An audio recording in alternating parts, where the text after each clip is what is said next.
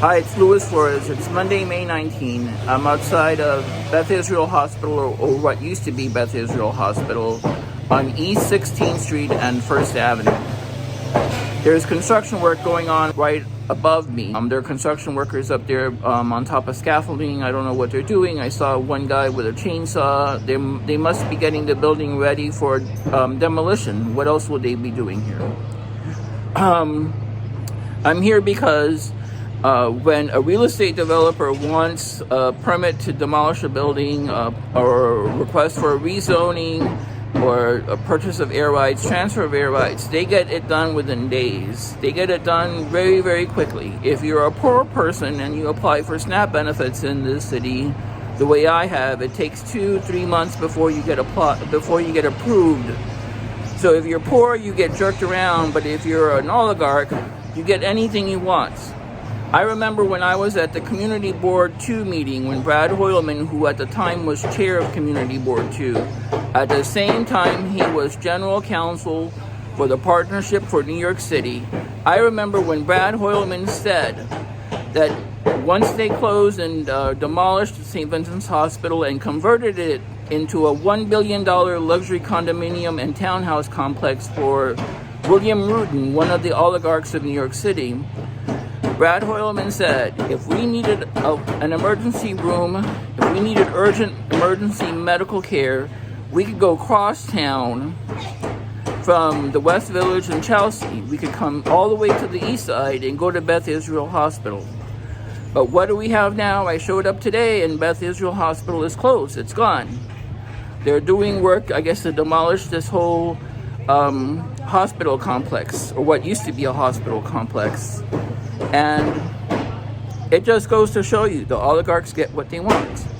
On the west side in District 3, just today, Monday, May 19, Erik Bottcher, the incumbent Democrat who sits in the council, in the city council and represents District 3, he indicated he was going to approve rezoning for Hudson Yards to allow Stephen Ross, the owner and developer of Hudson Yards, and the owner behind the related companies, to supersize and bust through zoning so he could construct more and more luxury housing in Hudson Yards. We're still living through the COVID pandemic. We're still unsure about how bad the bird flu pandemic is going to be, but the Democrats, in their wisdom, in their role in the duopoly, in their role in the kleptocracy that's happening in government, in their wisdom, it's okay to close hospitals in the face of question marks, serious question marks about the future of public health. And at the same time, amidst the housing crisis, their number one priority is to let real estate developers like Stephen Ross and William Rudin to continue to build more and more luxury housing in District 3. Under Corey Johnson, the council member who preceded Erik Bottcher, District 3 was the site for the construction of the most luxury housing of any city council district in the entire New York City area. There was no city council district with the construction of more luxury housing than District 3, primarily driven by Hudson Yards and all the luxury development immediately surrounding Hudson Yards. Now, Erik Bottcher has decided that we need more luxury housing. That's not going to help people who are rent burdened. That's not going to help people move out of the homeless shelters. That's not going to help people who are on the verge of homelessness get the rental assistance they need to keep their apartment. No, his priority is to construct more luxury housing. Erik Bottcher was the chief of staff under Corey Johnson. So you go from one Democrat to another, and you get a continuation of the same failed government policies that act to transfer more wealth upwards to the elites, to the oligarchs in New York City, primarily being the real estate developers and the head honchos behind REBD, the Real Estate Board of New York. And I'm out here outside of Beth Israël Hospital also to call attention to the fact that, as I said before, we're still living through the COVID crisis, through the coronavirus pandemic. The government has decided to relax all of its, or most of their requirements for vaccination. They relaxed the mandates for vaccination. There's no more public masking, and they're now about to outlaw. Sorry, I'm outside. Look, there goes an ambulance. I wonder where that ambulance is going. It's certainly not coming to Beth Israel. I'm outside of the main entrance of Beth Israël Hospital on East 16th Street and 1st Avenue. As I was saying, we're still not through the coronavirus pandemic, and there's serious question marks of how bad the bird flu pandemic is going to be. There's a lot of noise. I hope you can still hear me over the noise. I think that's a chainsaw that's being used right above me on the scaffolding, or it sounds like a chainsaw. Anyway, even though we have serious question marks about this future of public health, the Democrats saw fit that it was okay to close Beth Israel Hospital. I believe it's a mistake, but everything the Democrats do is a mistake in terms of their responsibility toward the public. The decisions and policies that they make in government are to benefit the oligarchs. It's not meant or designed to help the people. They're not there to help average people. The Democrats are in office to help. There goes another ambulance. There goes another ambulance. I wonder where that ambulance is going. It must be going up to Bellevue. The Democrats are not here to help us. They're here to help their big money donors. They're here to help the oligarchs, like we see Erik Bottcher doing in Council District 3. Now, going back to the pandemic, look at the mixed message the government is sending. The government is telling us, under the Democrats, who are under supermajority control of New York City government and New York State government, the Democrats have supermajority control over our government here in New York. Let's set aside Trump and all the drama going on in Washington. The Democrats are in control here. They see fit to close the hospital, even though we have problems with public health at the time that we don't know what's going to happen in the future about COVID, whether the viruses are going to continue to evolve. We don't know what's going to happen with bird flu, all these things. They want to close the hospital, and they did. They didn't care. Regardless of what Brad Hoylman promised us that we would have this hospital to come to, they decided to close Beth Israel Hospital. Now,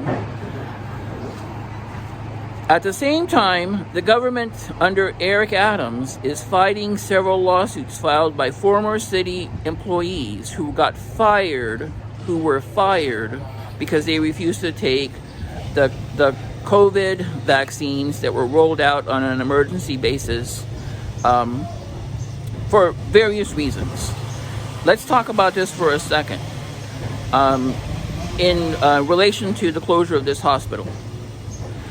At the time that the vaccines came out, they were not perfect. They were rushed. The vaccines were not perfect. At the time that the vaccines were rolled out, they were not perfect. They didn't work as promised. And we know that because during the spread of the Delta variant, we discovered that people who were vaccinated still got sick and were still able to spread the coronavirus, even though they had been vaccinated. Those were two promises that had been made, that if you agreed to be vaccinated, you would stop the spread. If you got infected, you wouldn't spread it. And if you got infected, you wouldn't get as sick, or you wouldn't get so sick as if you had not been vaccinated. But we know that those were lies, because people did get sick.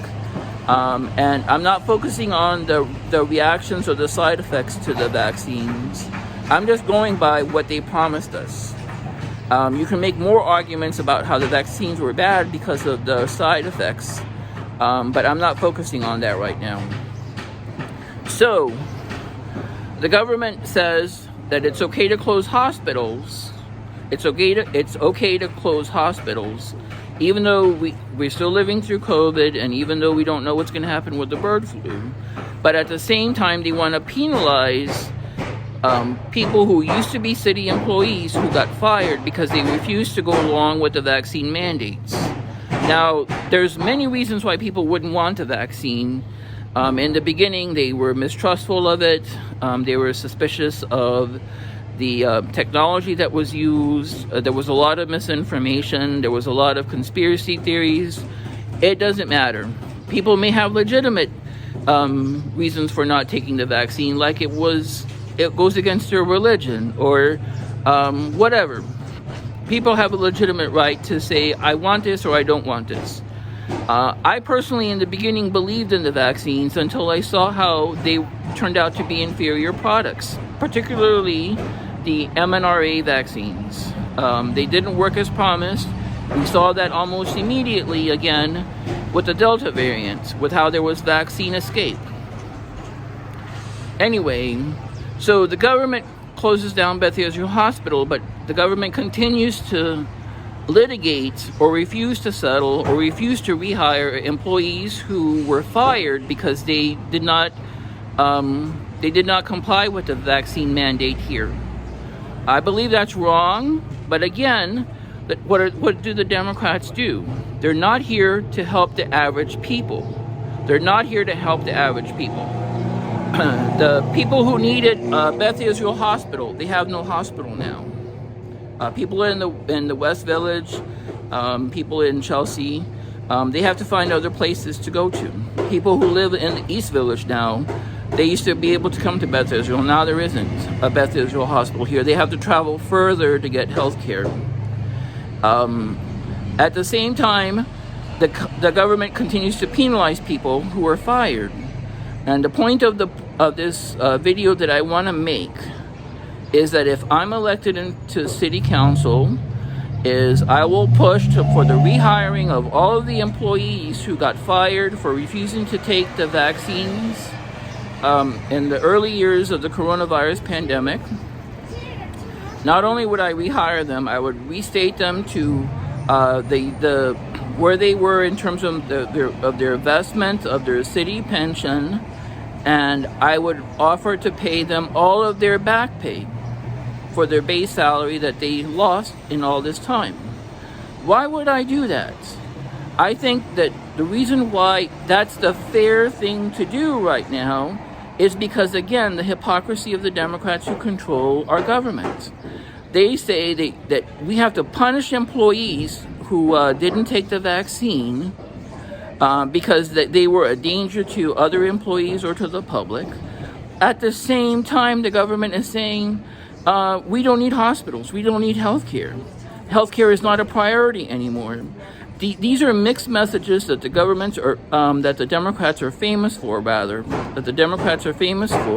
And it's time that somebody stood up and said, we need common sense people who run the government so that the common man stops being punished. The common man has to stop being punished because the only beneficiaries of government are the oligarchs who know how to pull the levers. They pull the levers on government and everything is rigged in their favor. Somebody has to say, we have to stop this insanity, because the reason why the Democrats have lost all credibility, in my opinion, the reason why the Democratic Party has lost all credibility is because of this.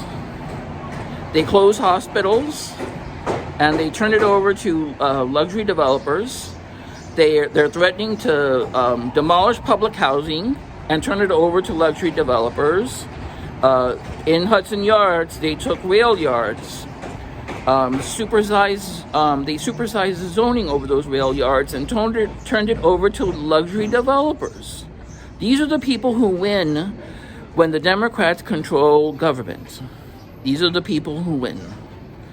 And I'm running to be I'm running to represent District 3 in the City Council, because I believe it's time that we stopped putting people in charge of government who sell us out for the oligarchs. AOC and Bernie Sanders say it's time to fight oligarchy, and it's true. But notice how Stephen Ross can get away with murder in District 3, he can get away with murder with Hudson Yards, and there's not one Democrat willing to say no to Stephen Ross. Not one. I'm running as an outsider because I'm going to say no to Stephen Ross. This video was paid for by Louis Flores 2025.